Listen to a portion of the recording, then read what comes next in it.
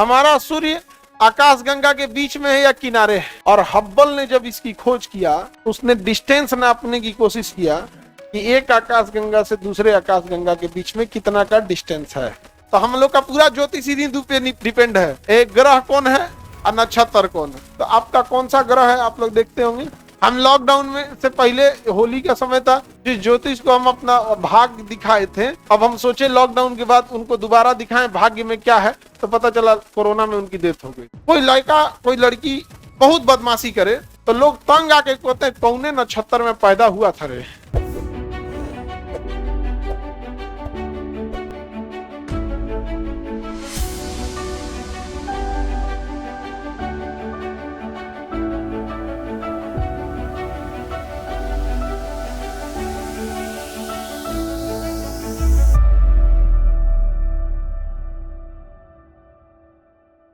एक आकाश गंगा में तारों की संख्या 100 अरब तारे होते हैं। एक आकाश गंगा में तारों की संख्या में तो कोई कमी होती नहीं है। कितने होते हैं? 100 अरब तारे होते हैं। 100 अरब तारे होते हैं।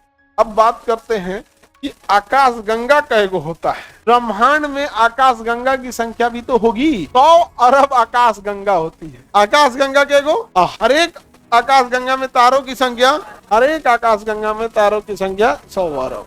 अब सोचो बाबू कि ब्रह्मांड यह कितना बड़ा होगा। समझ आ रहा है ब्रह्मांड कितना बड़ा है। हमारा सूर्य आकाश गंगा के बीच में है या किनारे है? हमसे सबसे करीबी तारा और दूसरा सबसे करीबी हमारी अपनी आकाश गंगा, और ऐसी ऐसी लाखों आकाश गंगा है। 100 अरब आकाश गंगा है। कितनी आकाश गंगा? 100 अरब आकाश गंगा है।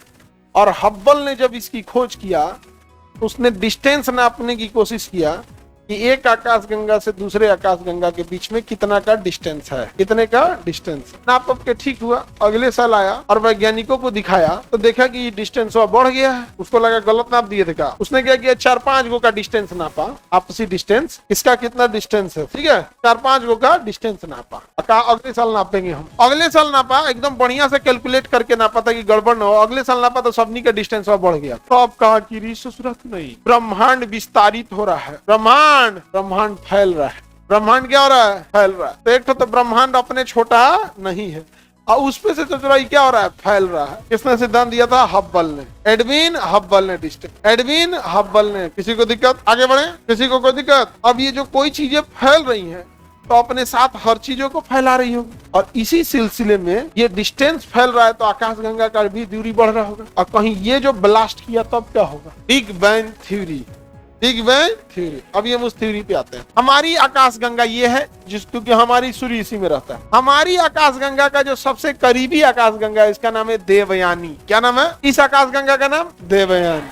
हमसे सबसे करीबी आकाश गंगा, सबसे करीबी तारा, सबसे करीबी आकाश गंगा, दूसरा सबसे करीबी आकाश गंगा NGC-M33। NGC-M33। NGC-M33। और इसका नाम देवयानी। देव यानी एंड्रोमेडा नाम है। अंग्रेजी में इसको एंड्रोमेडा, अंग्रेजी में एंड्रोमेडा। इसको देवरानी मत बोल देना, देवयानी।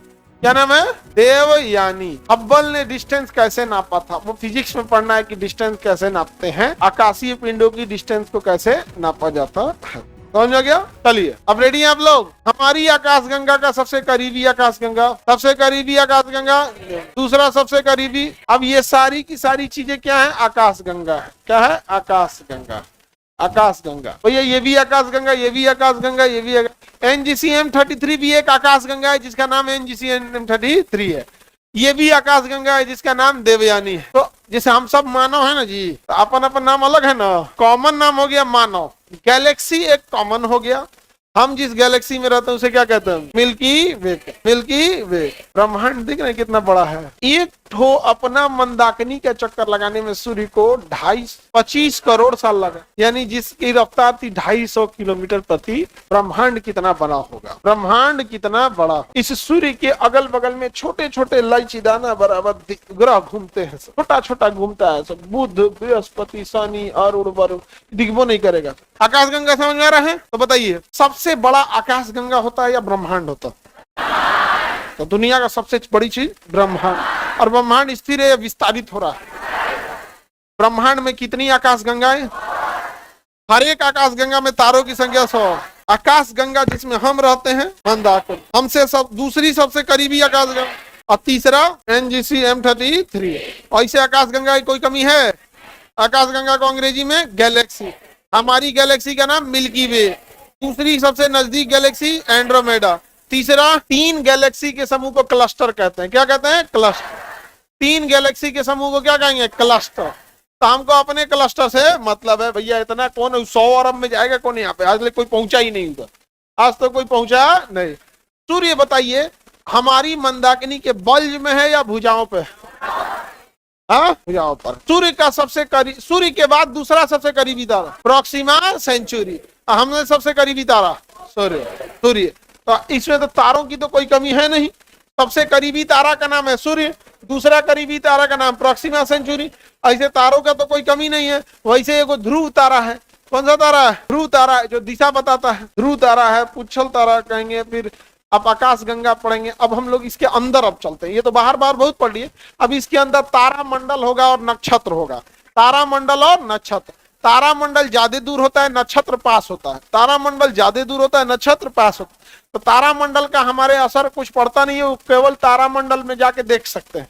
नक्षत्र का असर भारतीय ज्योतिष पर पड़ता है। 27 गो नक्षत्र होते हैं। हम जब पैदा होते हैं तो उस समय उस जगह पे कौन सा नक्षत्र था।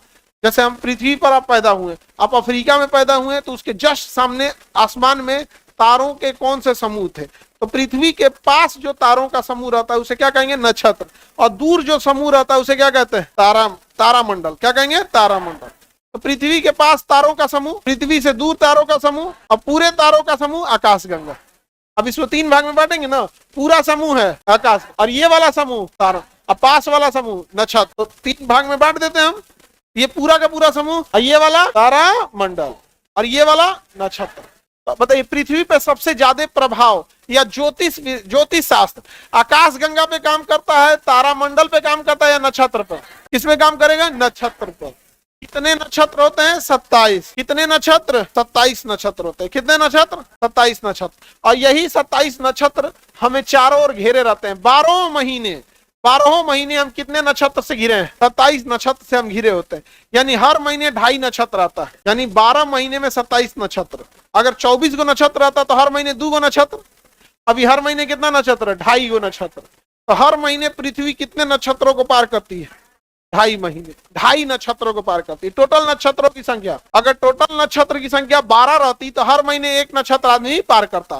तो होता क्या कि उस महीने पैदा होने वाला व्यक्ति उसी नक्षत्र का रहता।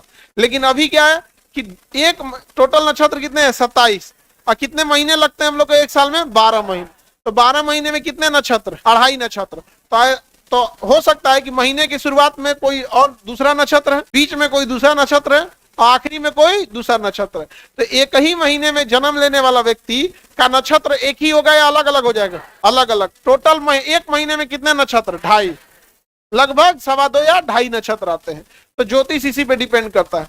कोई लड़का कोई लड़की बहुत बदमाशी करे तो लोग तंग आके कहते हैं कौने नक्षत्र में पैदा हुआ था रे? नहीं समझ में आ गया? कौने नक्षत्र? लड़का में बस बोलता है सब, लड़की में नहीं बोलते हैं। सर ये ट्रायंगल क्यों खींच दिए थे? सुतल था ये चोट्टा। अरे ये ट्रायंगल क्यों खींच दिए बता दो तो सर। पहल कहीं का बता दिए थे। आगे बढ़े। बताइए सूर्य के पास तारों के समूह को नक्षत्र, सूर्य को अब पूरा मिला लेंगे आकाश, अदा के पूरे पल देंगे तो ब्रह्मांड। तो पास आइए पृथ्वी पे। सबसे पहले ब्रह्मांड, उसके बाद आकाश गंगा, उसके बाद तारामंडल, तारामंडल का नक्षत्र, नक्षत्र के बाद सौर मंडल, नक्षत्र के बाद सौर मंडल, सौर मंडल। तो हमारे ज्योतिष दो ये चीज पे काम करता है, नक्षत्र और सौर मंडल के ग्रह। सौर मंडल में कितने ग्रह? 8। सौर मंडल में कितने ग्रह? 8। और नक्षत्र 27। नक्षत्र और सौर मंडल में ग्रह। तो हम लोग का पूरा ज्योतिष इन्हीं दो पे डिपेंड है। एक ग्रह कौन है और नक्षत्र कौन है?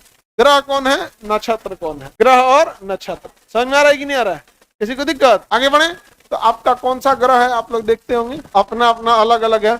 हम लॉकडाउन में से पहले होली का समय था, जिस ज्योतिष को हम अपना भाग्य दिखाए थे, अब हम सोचे लॉकडाउन के बाद उनको दोबारा दिखाएं भाग्य में क्या है, तो पता चला कोरोना में उनकी डेथ हो गई। तो कोरोना ने बहुत गलत किया, ज्योतिष को मार दिया। आजकल टीवी पे भी कुछ कुछ आ गया है। बहुत कॉमन चीज होता है, एकदम बात बता दे, बस 2-3 को बात बोलिए, भारत के हर परिवार पे सेट हो जाएगा।